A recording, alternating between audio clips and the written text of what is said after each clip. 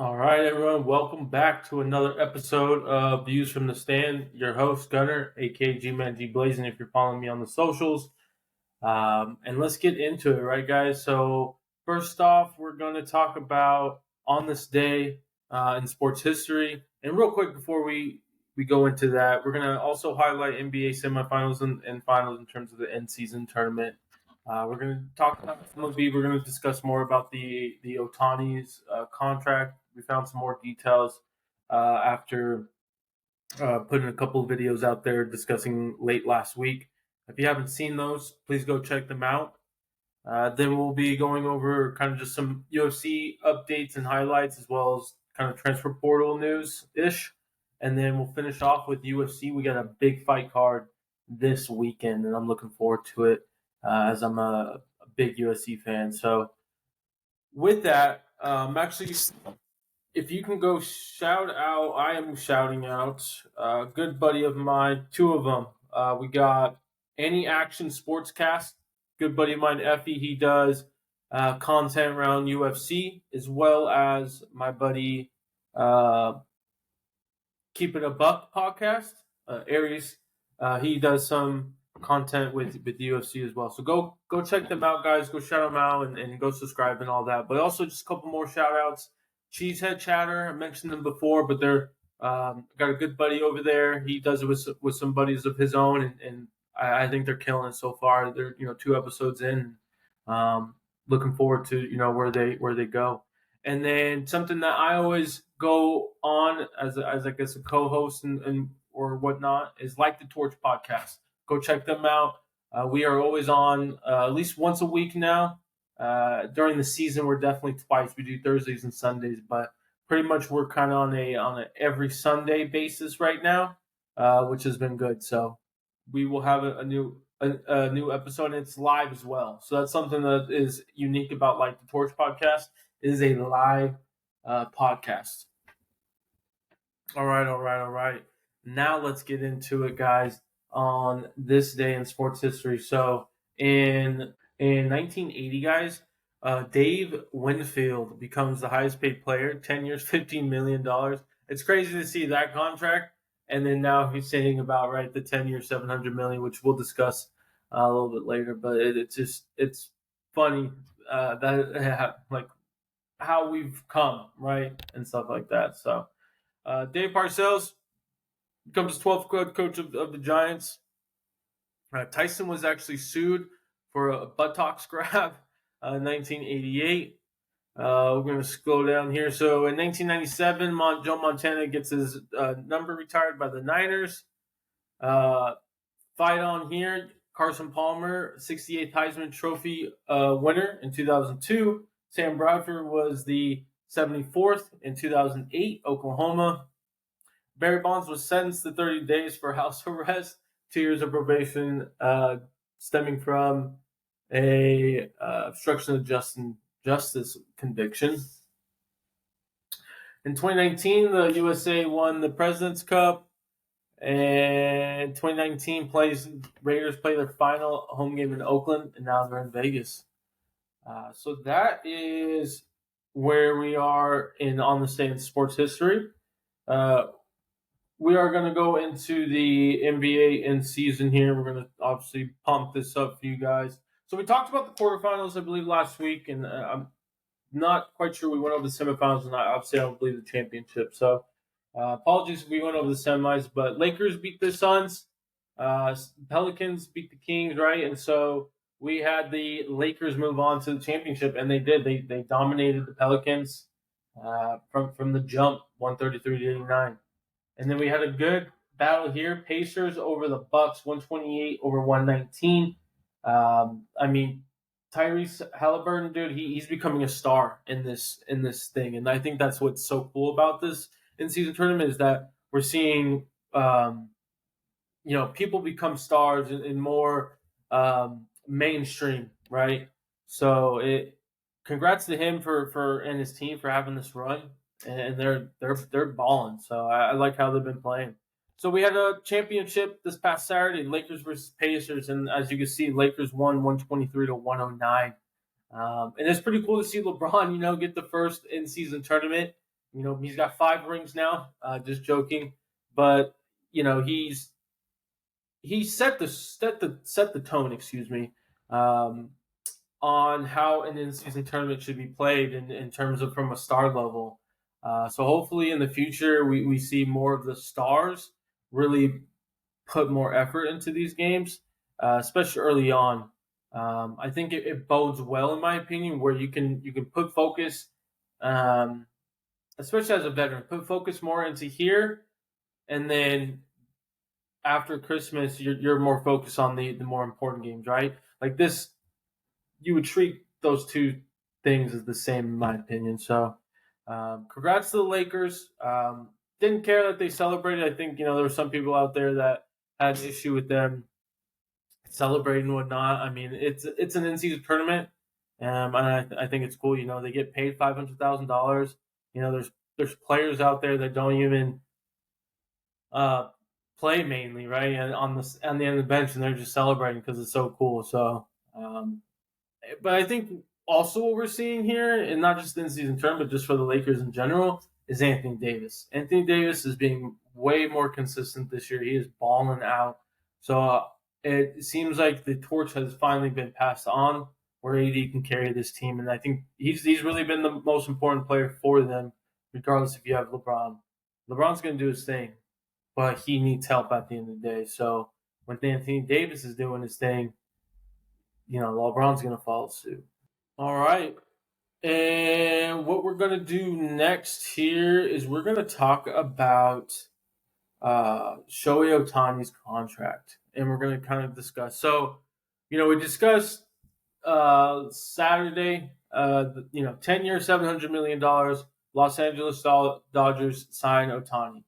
And from the jump, we heard that there was going to be a substantial amount of deferrals, right? So it was going to allow the Dodgers to make moves and do more things, right? Signings and out there. So come to find out, he is going to defer $680 million in deferrals from 2034 to 2043. Now, with those deferrals, so it's about $68 million a year. And what's in the CBA, though, is that the Dodgers have to fund that money, right? And put it into a trust fund or an equity fund, whatever you want to call. And they 2 years after the deferred contract year, right? So 2024, that's his first year. So 68 million of the 70 will be deferred. So obviously 2 million he will be paid, right? But that 68 million needs to be funded by 2026. So they have 2 years past the contract year, right? And 2025, so on and so forth. And then obviously then he will be paid that money 2034 through 2043. So I think that's something that people aren't talking as much with the CBA. I mean, at the end of the day, this helps regardless of how you want to, twist it or nitpick it and stuff like that. At the end of the day, the Dodgers are having, I mean, technically like 40 something million, I guess, on payroll according to some taxes and whatnot. But basically, they're paying him $2 million at the end of the day. They're paying him $2 million. Regardless of the other CBA rules and details. So that is amazing. It just shows that he wants to win.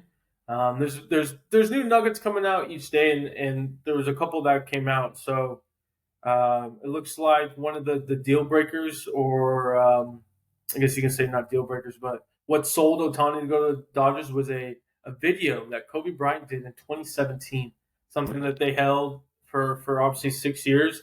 Rest in peace, Kobe. But that was something that stuck with Ohtani. After talking about the meeting that they had. And all the other teams had an opportunity. The Angels even had an opportunity. The Blue Jays and the Giants they all had an opportunity to match the offer. Angels declined. Sounds like the Blue Jays and Giants either matched or relatively close.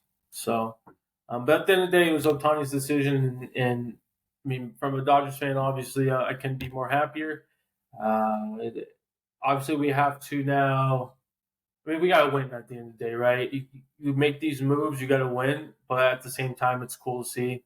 And I can't wait to go see some spring training games because that's going to be neat just to see just the buzz, around the club. So certainly excited about that.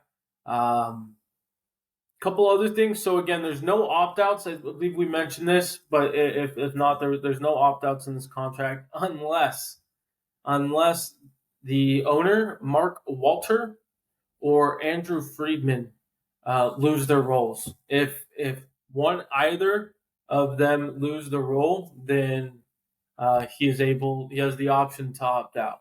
Okay, so that was pretty unique. He also gets so a charitable donation. So he's going to make 1% of his pay goes to a Dodgers charity. It's something I believe Dodgers do with most, if not all, of their contracts. To be honest with you, and then he gets a personal suite. I mean, I think that's a no brainer. Given I think again most of the higher stars and paid guys have a personal suite for their family and friends, right? Um, so with this, the Dodgers decided to make a trade with the Tampa Bay Rays, and we have acquired Tyler Glasnow and Manuel Marquette, and we gave up Johnny DeLuca outfielder and starter Ryan Papette. Ryan Papette, he's a young starter. He's solid. I mean, at the end of the day, when you make this move, you gotta give up those prospects. Um, I know one of the things is that Manuel Marquette, he's going to bring is versatility in the outfield. He's got some speed, so I like that. I think we need more speed around here, especially with the new roles. Speed's a game changer in baseball. But one of the things that people have talked about, and real quick before we get there, one of the things with this trade is that there was needed to be an extension, and so we have extended Glasnow, on a 5-year, $135 million contract. Includes a $10 million signing bonus this year and has a $30 million club option for 2028. Club declines it, can then exercise a $20 million player option. There's no deferred money in the contract. But one of the things people wanted to talk about was obviously his health, and that's totally understandable, right?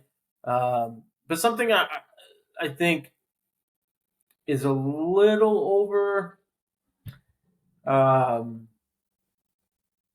criticized, I guess, about it is injury. But so in 2016, he started out his rookie season. He only had 23 innings. Then 2017, he had 62 innings pitched, and he spent half of the season at minor. So he's up and down, right?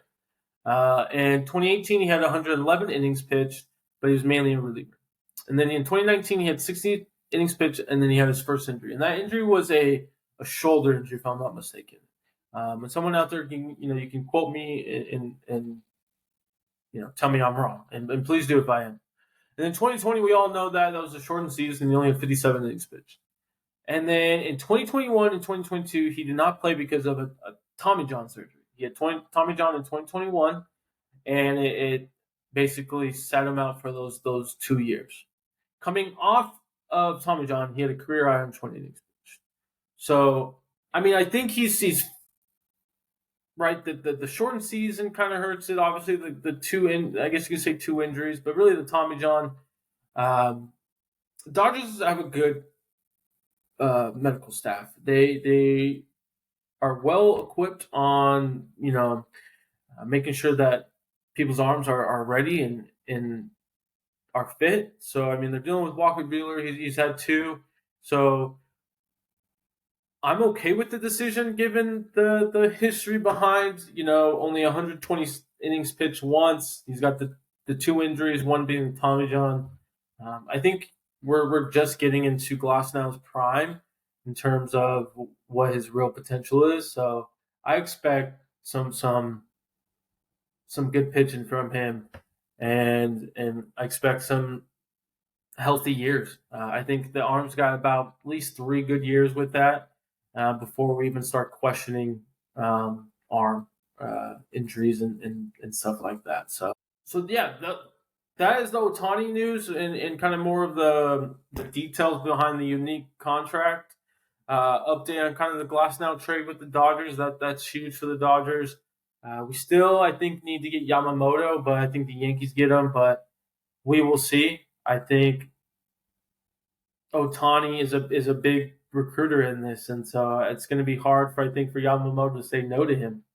But I mean, Yamamoto's got to do what's best for him at the end of the day, right? So,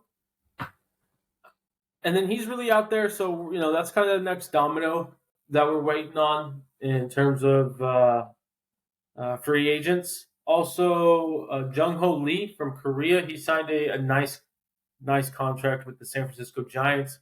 He has a press conference today, so shout out to him and the Giants for that. I think that's going to be a great move. He's got some swag to him, in my opinion. Just kind of looking at some videos. But today, just got some updates, just real quick. Just nothing crazy, but Royals. I think they got a couple good pickups. Hunter Renfroe 2-year contract and Michael Wacha 2-year contract. So we'll see, how that transpires. Jack Flaherty is also somebody who signed yesterday a 1-year contract with the Detroit Tigers. He's obviously, selling on himself to have a good year and get that next contract. So I like that. Seth Lugo's another one that the Royals picked up. That's a 2-year contract. Nothing else really that's standing out right now, guys. Eric Fetty, I think we mentioned, but he got the 2-year contract. So again, like I mentioned, the next domino effect is is Yamamoto. So hopefully we can hear the next. I'm anticipating after the new year, but I haven't heard. Right? I mean, he's had some meetings. He's had a meeting with the Dodgers. He's had a meeting with the Yankees. I think he's had one with the Giants. So we will see. Looking forward to it. And then now we're going to get into some UFC transfer portal updates, guys. So I'm going to just share my screen again. I'm pretty sure you guys are tired of seeing this beautiful face.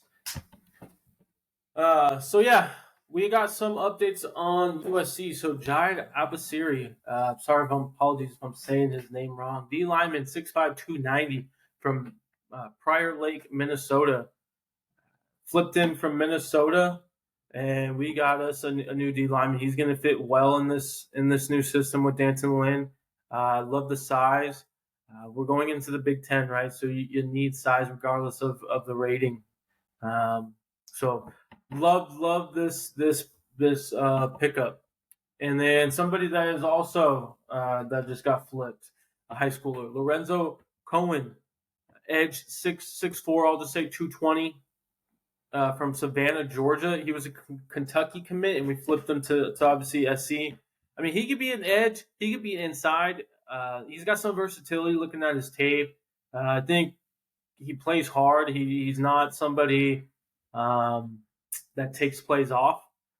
So this is going to be this is a great pickup, and I think we're going to see dividends, in a year or two. Again, I think the great pitch for the defense in all these high school recruits, transfer recruits, is work. Everyone has a clean slate, basically, right? If you're a freshman, you could play if you show out. If you're a senior, if you show out, you're going to play. It don't matter what year you are. If you're making plays out there, you're going to play for this defense, and I think that's how we're going to operate at the end of the day. So I'm cannot speak highly more of this recruit. So going into the kind of the transfer portal side of USC, we had a commit last week. Nate Clifton, D lineman, 6'5", 280 from Brentwood, Tennessee. He comes from Vanderbilt. So he was at Vanderbilt, went into the portal, and now he is a Trojan. So shout out to him. He's going to be a great pickup. Funny little story on him. He was UCLA, was looking at him, and they were kind of talking to him about, hey, we can use you as lot to the top 5, top 10 pick in the next year's NFL draft. how we can, you can fit in that role basically. And what was funny is he's kind of sitting there. He's like, "Well, USC took your DC, so it's like, oh, okay. Well, I'm just gonna go to USC." So I thought that was pretty funny and hilarious. Um, but at the end of the day, USC is better, right? I mean, so no matter what they were trying to tell him, I think he's going to be a USC Trojan. So excited about this one, and obviously the future ones coming up. So just some targets. I mean, there's more targets out there, but just some of them that I'm hearing that can potentially uh, commit to us in the next few days to a week. First one, Kamari Ramsey, 6'1" safety, 205, Chatsworth, California. Went to UCLA, is in the portal, and he is looking to follow his DC. So young guy, about 3 years eligibility left. So this one's speeding up, and I think we can get this guy to commit soon. And then we have the Arnold brothers. First off, Akili Arnold, safety from Oregon State. Great defense they've had at Oregon State. And we are looking to seal the deal here with the safety, as well as the linebacker, 5'11", 228, Easton Arnold. He is, again, the brothers want to play together, and it sounds like that we are looking to close the deal with the Arnold brothers. Mario Anderson, running back, 5'9", 208 from Goose Creek, South Carolina. He comes from South Carolina, and it sounds like things are pointing the direction of being a Trojan. It's funny, the last years, if he does move forward with his decision, of what we're hearing is that we're back-to-back years we take a running back from South Carolina, the fake USC, and obviously he comes to the real USC, University of Southern California, baby. So shout out to Mario Anderson, and shout out to USC and all these targets and these commits that we talked about. Just continue to work on your guys' craft and improve the culture there, and continue the winning ways. I think that is something that we're going to have to obviously hold on to. The history, right? We're going into Big Ten. You're going to see new opponents. Use the history as a tool for the newcomers and everyone and the alumni. So excited about that. Where we're heading. We're still looking at quarterbacks out there. Cam Ward, Will Howard, and then recently Malik Murphy just came in. We'll see about Malik Murphy. He just scheduled some visits with Duke, Baylor, and Oregon State, I believe, was the third one. So again, we'll see what happens. I feel like we're still in. It's still going to be Will Howard. I wouldn't be mad about any of the three that I mentioned in terms of the quarterback. We're still going to be looking at D linemen and whatnot. Again, we're still trying to flip Jaden Walker from Michigan State. But really, guys, if you're trying to get more detail, again, I'm going to talk about this more with my guys on Like the Torch podcast. Please go follow us, subscribe. We're trying to get to 500. Please go subscribe after you subscribe to mine first. But yeah, I mean, we talk all UFC, so don't want to get too caught up there. And then lies the last thing we're going to talk about before we head off here. So first off, I can't thank you guys enough for staying on so far. If you haven't yet, please go subscribe to this channel. We just started on YouTube this past week. We've been doing it on Spotify, and we're just looking to continue to grow this platform and talk about sports and the teams I like and enjoy. But we have a great fight card, guys. UFC 296 this Saturday at T-Mobile Arena in Las Vegas, Nevada. So the first one we want to talk about is Andre Fili versus Lucas Alameda.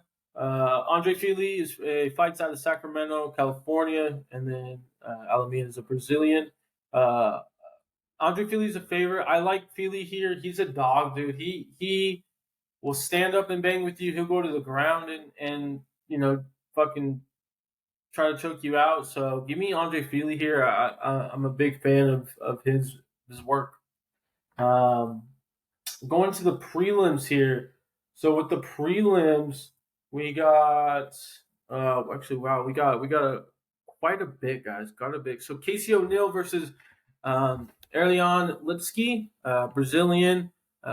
Casey O'Neill is the favorite 192 favorite. I like the Australian here, but this is going to be a dog fight. A dog fight. Cody Garbrandt versus Brian Kellier. Um, Cody Garbrandt is a 192 favorite as well. He's got a weak chin though, man. I mean, somebody's going down in this fight. Uh, Give me Brian with the upset underdog pick, and then we got the women's bantamweight bout. Irene Aldana versus Carol Rosa. Mexico versus Brazil. Again, Eileen Aldana is a 192 favorite, and then Carol Rosa. Give me Aldana. Her boxing is clean for a woman, man. It's pretty insane. Um, and then this one, Alonzo Manifield versus Dustin Jacoby. Alonzo's a 220 underdog, and I don't know much about Dustin Jacoby, to be honest with you. Um, but that is surprising. Just from a name value perspective. But again, it doesn't matter about the name; it matters about matchup styles, and what you do, right? But give me Alonzo. Give me the plus 220 to get the upset. And that leads into the main card, guys. So we're gonna slide to the first one. And the first one is Josh Emmett versus Bryce Mitchell. Man, wow. Okay, featherweight bout. Number 6 ranked Josh Emmett. Number 10 ranked Bryce Mitchell. Man, so this is a style, right? Josh Emmett's got the knockout punch. Power. Bryce Mitchell's got the ground game and knocking out. Josh Emmett's very underrated on the ground, I think, in my opinion. Bryce Mitchell is a minus 225 favorite. Josh Emmett's a plus 185. Give me Josh Emmett, man. He's a dog, dude. He is all the times I've seen him fight, man. He's always in it, always trying to bite down on his mouthpiece and just try to knock somebody out. So give me Josh Emmett to upset Bryce Mitchell. Tony Ferguson, legend, fighting Patty Pimlet, minus 310 favorite for Patty. Tony's obviously the 250 underdog. I mean, this is an interesting fight. I think Tony's past his time, so obviously you got to have it to Patty, man. But we haven't seen Patty in a minute. But looking at the press conference yesterday, it seems like Patty is serious. We'll see how those weigh-ins look, right? I think that's kind of another telling sign. But give me Patty to win this.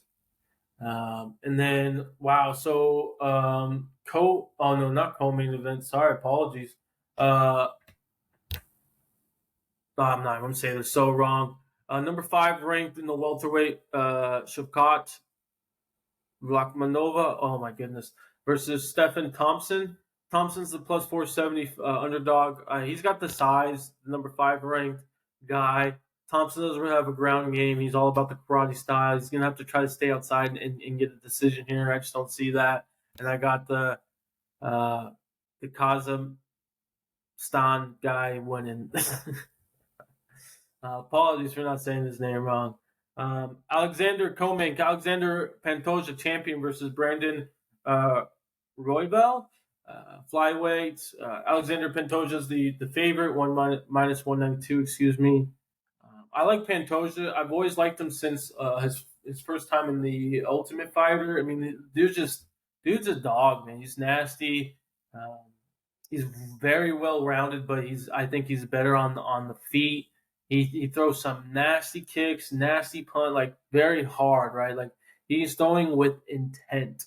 So give me the Brazilian to defend his title against Brandon. But the thing with Brandon is something that I've talked with Aries and Effie is that Brandon's a wild card, right? So I mean, he's he could sneak something here in or whatnot, but I just think Pantoja is just a better overall fighter. And then the main event, guys, Leon Edwards versus Colby Covington. Leon Edwards is the minus 155 favorite. Colby's plus 130. England versus USA. I got to give it to Leon.